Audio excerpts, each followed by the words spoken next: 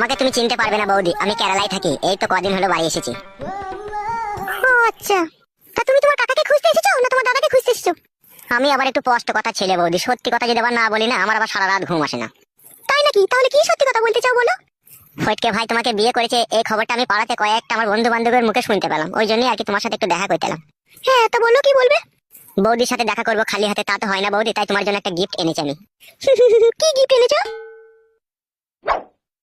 এই নাও বৌদি ধরো, এই মোবাইলটা তোমার জন্য গিফট এনেছি আমি। ও মা, এত দামি একটা মোবাইল আমি নিতে পারবো না গো। দেখো বৌদি, দেওরের হাতে থেকে যদি এই গিফটটা তুমি যদি না নাও তাহলে আমি জানবো তুমি পুরোপুরি ভাবে আমাকে অসম্মান করে বাড়ি থেকে তাড়িয়ে দিতে চাইছো। না না ভাই, ছি, এই কথা বলবো কেন ভাই তোমাকে আমি? তাহলে না বৌদি ধরো মোবাইলটা। মোবাইলটা নিলে তোমার দাদা যদি কখনো জানতে পারে তাহলে তো অশান্তি লেগে যাবে গো।